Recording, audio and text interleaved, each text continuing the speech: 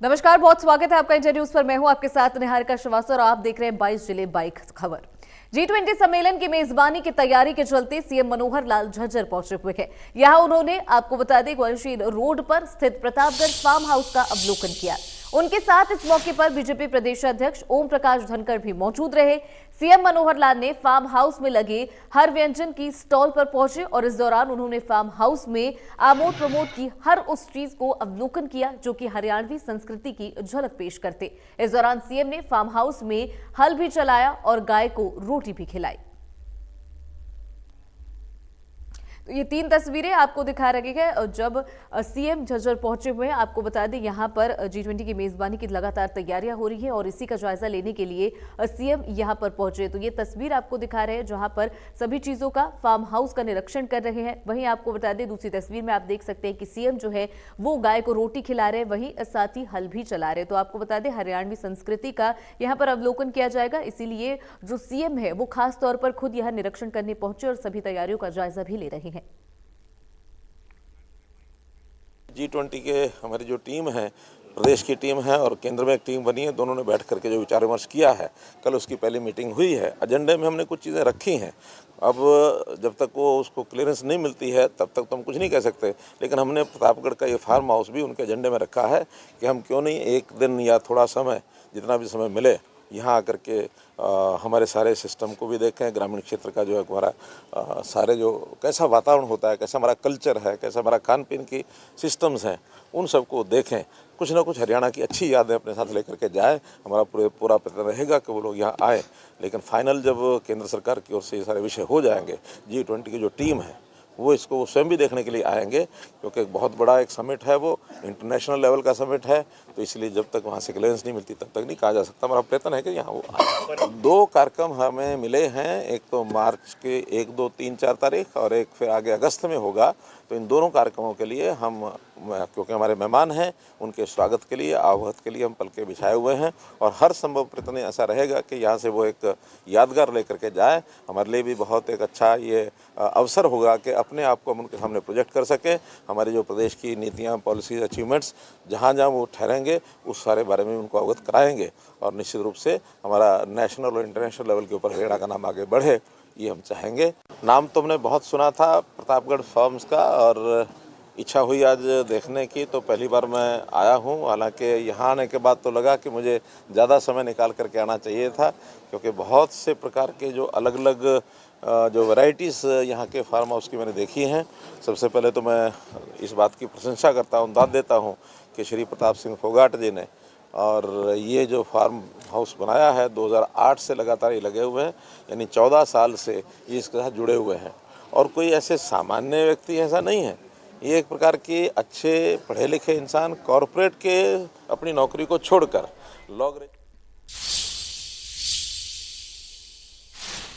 गृह मंत्री अनिल विज का बयान ने कांग्रेस पर निशाना साधा। कांग्रेस को सलाह देते हुए अनिल विज ने कहा कि इनको आधी टी शर्ट को नेशनल यूनिफॉर्म घोषित करना चाहिए और जो आधी टी शर्ट ना पहने उसे बाहर कर देना चाहिए। हुड्डा के बयान पर पलटवार करते हुए विज ने कहा कि हुड्डा बेवजह बोलते रहते हैं, हुड्डा मतलब की बात नहीं करते हैं।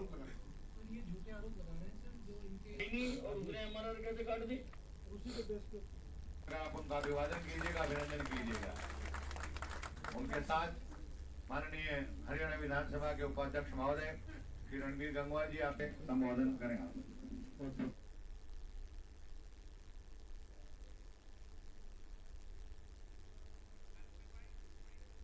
देखिए, भूपिंदर सिंह जी को बोलने की आदत है और वो बेवजह कुछ न कुछ बोलते और कोई मतलब की बात वो नहीं करते, क्योंकि उनकी जो यात्रा थी वो पूरी तरह से पिट गई और इनका भारत जोड़ो से कोई ताल्लुक नहीं। इनका तो खून में भारत जोड़ो है, खून में इनके।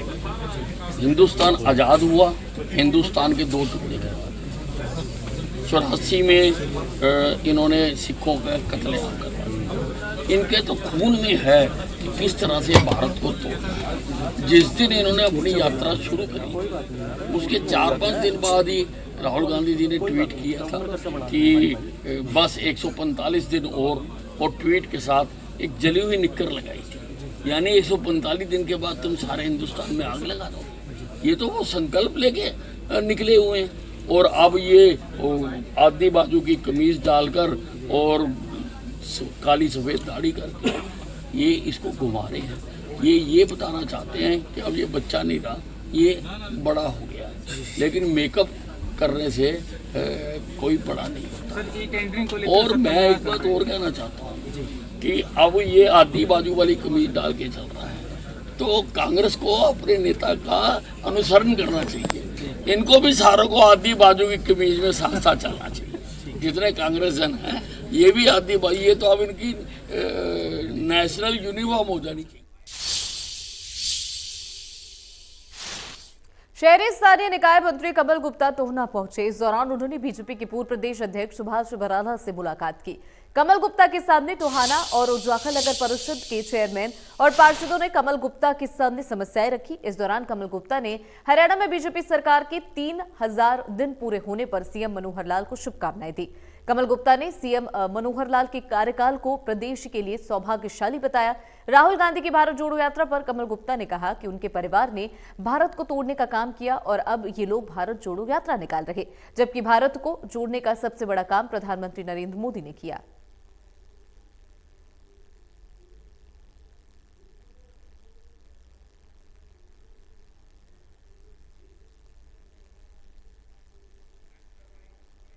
पूरे प्रदेश की एक एक इंच ज़मीन बोलती है कि कहाँ कितनी कितनी सड़कें, कितने नेशनल हाईवे, कितने स्टेट हाईवे। और यहाँ से टोहाना से ही मान लो अगर चंडीगढ़ जाते हैं तो पहले शायद 4 घंटे लगते थे, अब 1.5-2 घंटे लगते हैं। ऐसे ही यहाँ से दिल्ली जाने का समय, यहाँ से सिरसा जाने का समय, पूरे प्रदेश में सड़कों का जाल। पूरे प्रदेश में नौकरियों की बात करें हम तो पहले सिफारिशों पर नौकरियाँ मिलती थी, आज बिना सिफारिश के नौकरी मिलती है। हमने जितने इंटरव्यू हैं उसमें इंटरव्यू के मार्क्स को ख़त्म किया है। हमने किसानों को सम्मान निधि दी है। हमने चिरायु, अभी मुख्यमंत्री जी का सपना, लगभग 30 लाख परिवारों को हमने चिरायु का, जिसमें प्रत्येक परिवार के एक एक व्यक्ति को 5-5 लाख का जीवन बीमा, और उनका कोई अगर खर्च होता है तो उस खर्च को सरकार वहन करेगी। ऐसी अनेक चीज़ें, शिक्षकों की बात करें हम, महिलाओं के थानों की बात करें हम, महिलाओं के कॉलेजेस की बात करें, 10-10 किलोमीटर पर हमने कॉलेज खोल दिए। ऐसी अनेक बातें माननीय मुख्यमंत्री जी के, अनेक हमने पोर्टलों का निर्माण किया है।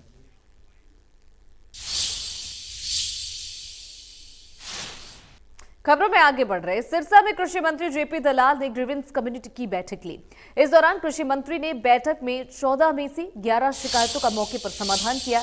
3 शिकायतों को पेंडिंग में रखा गया है। साथ ही कृषि मंत्री ने भ्रष्ट अधिकारियों को चेतावनी दी। जेपी दलाल ने कहा कि भ्रष्टाचार को जड़ से खत्म करेंगे।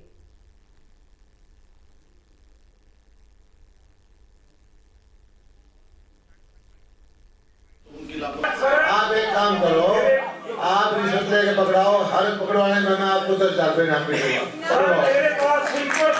पकड़ाओ किसी को, मैं अपने पास से दूंगा। सर मेरे पास रिकॉर्ड फोन है, मैं मेरी बात तो सुनो, आपको फोन भी दिलवा दूंगा, पकड़वाओ। आपको कोई डरने की जरूरत नहीं है, कोई रिश्वत देता है तो पकड़वाओ, मैं आपको इनाम दूंगा। कोई डरने की जरूरत नहीं है। इनके ऊपर सर कार्रवाई करवाई जाएगी। बिल्कुल, मैं हूँ ना, यही आता हूँ, मैंने चिंता रखो। बिल्कुल आपका धन्यवाद सर। डरने की जरूरत नहीं है, और कोई भी आप किसी को पकड़वाओगे तो आपको इनाम दूंगा। ठीक है। हाँ, पिछली मीटिंग में तो इस तरह से ये खबर आपको बता दें कृषि मंत्री जेपी दलाल यहां पर पहुंचे और लोगों की जन समस्याओं को सुना। वहीं आपको बता दें 14 में से 11 शिकायतों का मौके पर ही निस्तारण किया। वहीं 3 शिकायतों को फिलहाल पेंडिंग में रखा गया है। आपको बता दें भ्रष्ट अधिकारियों को कृषि मंत्री ने चेतावनी भी दी है और साथ ही उन्होंने कहा कि भ्रष्टाचार को जड़ से खत्म करने के लिए हम सब मिलकर काम करेंगे। तो भ्रष्ट अधिकारियों को लगातार दिशा निर्देश देते हुए नजर आए। अब वहीं आपको बता दें कृषि मंत्री जेपी दलाल यहाँ पर ग्रीवेंस कमेटी की बैठक ली उन्होंने। वहीं यहां पर आम जनता और सभी अधिकारी भी मौजूद रहे। वहीं 14 में से 11 शिकायतों का उन्होंने मौके पर ही समाधान किया।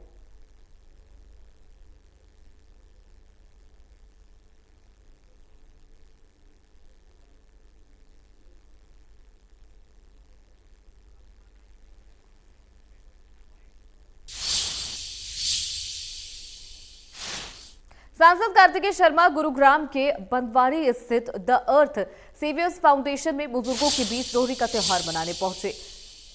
इस दौरान सांसद कार्तिकेय शर्मा ने आश्रम के सभी सदस्यों के साथ मिलकर लोहड़ी कार्यक्रम की शुभकामनाएं दी। साथ ही कार्तिकेय शर्मा ने बुजुर्गों को उपहार के रूप में कंबल और दूसरी जरूरत के सामान भी बांटे। इस दौरान कार्तिकेय शर्मा ने कहा कि यहाँ आकर उन्हें बहुत अच्छा लगा और वे आगे भी आश्रम की हर संभव मदद करते रहेंगे। कार्तिकेय शर्मा ने आगे कहा कि समाज में आज ऐसी संस्थाओं की आवश्यकता है जो बेसहारा लोगों को दिल खोलकर मदद करे। उन्होंने कहा कि बुजुर्गों की सेवा सबसे बड़ा पुण्य कार्य है। इस कार्य को अर्थ सेवियर फाउंडेशन के यश कालरा अपने पिता स्वर्गीय रवि कालरा की विरासत के तौर पर चलाते हैं। वहीं संस्था में जिस तरह की सुविधाएं लोगों को दी जा रही है उससे बेसहारा लोगों का जीवन सुगम रहेगा। कार्तिकेय शर्मा ने कहा कि जो भी जरूरतमंद है उनकी सहायता करना समाज के प्रत्येक व्यक्ति का फर्ज बनता। वहीं सांसद ने कहा कि आज के दौर में बच्चों की अनदेखी के कारण बुजुर्गों को घर छोड़ने को मजबूर होना पड़ता। युवाओं से अपील करता हूं कि कार्तिकेय शर्मा ने कहा कि युवा इस बात को समझे कि बुजुर्गों के कारण ही घर में रौनक होती है और वे ही वास्तव में घर के संरक्षक होते हैं। ऐसे में युवाओं को बुजुर्गों की भावनाओं को समझना चाहिए और उन्हें संभाल कर रखना चाहिए। जिस घर में बुजुर्ग नहीं, भले ही वो आलिशान हो, उसका कोई मतलब नहीं रह जाता। आगे उन्होंने कहा कि बुजुर्गों की सेवा में ही सच्चा सुख मिलता है। अगर आप अपने माता पिता की सेवा करते हैं तो ये मानकर चलिए कि आप अपना भविष्य निखार रहे हैं। तो ये 4 तस्वीरें हम आपको दिखा रहे हैं जहां पर कार्तिकेय शर्मा यहां बुजुर्गों के बीच पहुंचे और उन्होंने लोहड़ी का त्योहार मनाया। साथ ही आपको बता दें कि कई ऐसी बातें उन्होंने कही कि जो युवा है उनसे अपील की कि सभी अपने माँ बाप की इसी तरह सेवा करें और अगर बुजुर्ग घर में नहीं होते हैं तो घर घर जैसा नहीं लगता। तो ये 4 तस्वीरें आपको दिखा रहे हैं। वहीं आपको बता दें उन्होंने बुजुर्गों को कंबल भी बांटे। वहीं आश्रम के संचालक की उन्होंने सराहना की कि जिस तरीके का वो काम कर रहे हैं वो काफ़ी अच्छा है। साथ ही उन्होंने जो भी है हालचाल जो है उससे भी सभी जो वहां पर बुजुर्ग मौजूद थे उनके सबके हालचाल भी जानने की कोशिश की। तो ये 4 तस्वीरें आपको दिखा रहे हैं। तो ये त्योहार मनाते हुए नजर आए। साथ ही कई अहम बातें युवाओं से अपील करते भी नजर आए।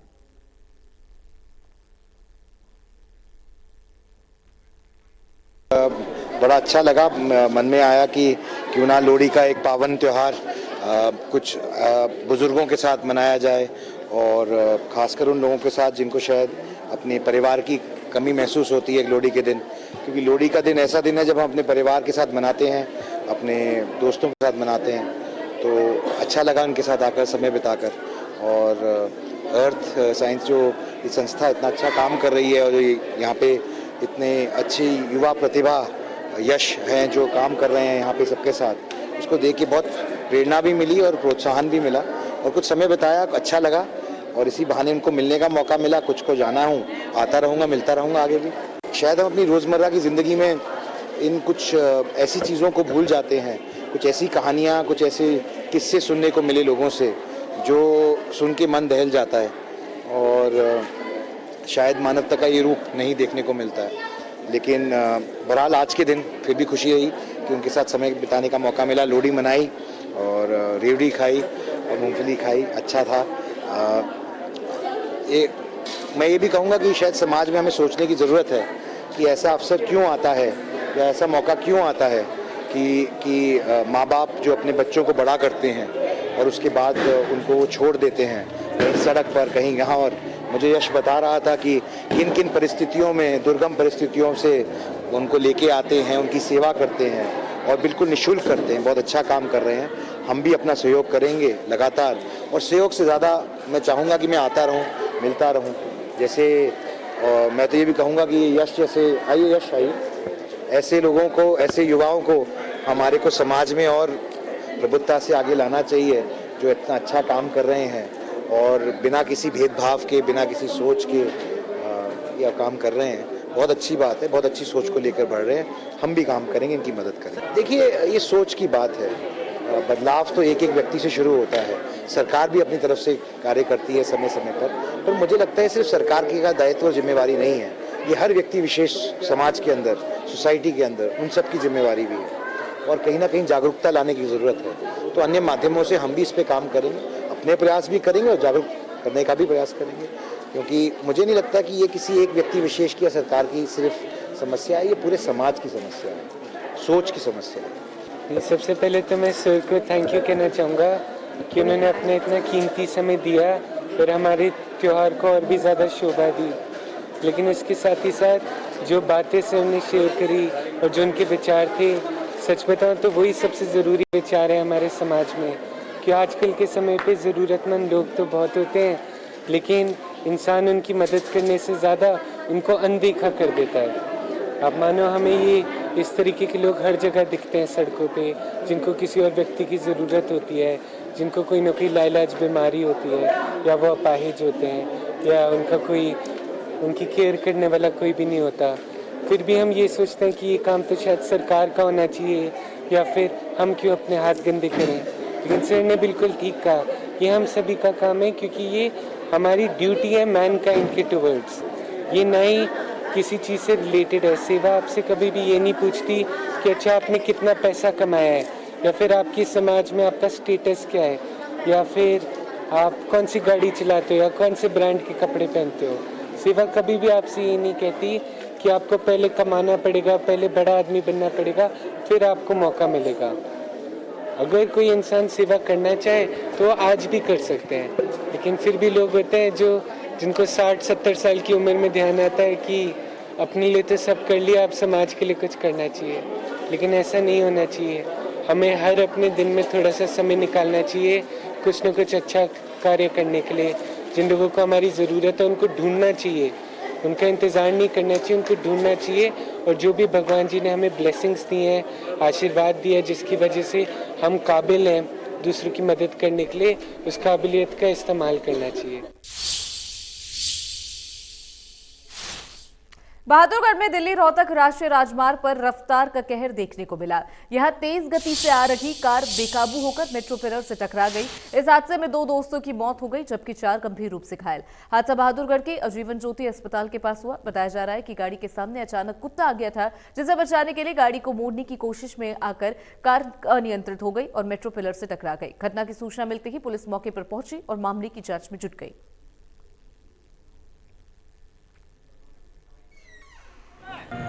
गाड़ी के आगे कुत्ता आने की वजह से असंतुलित हो गई गाड़ी, जिससे वो गाड़ी मेट्रो के पिलर में जा लगी। कौन सी गाड़ी थी? गाड़ी एशियंट है, दिल्ली नंबर है।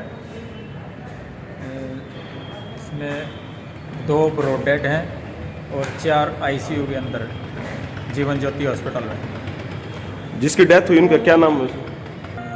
गाड़ी के आगे कुत्ता आने की वजह से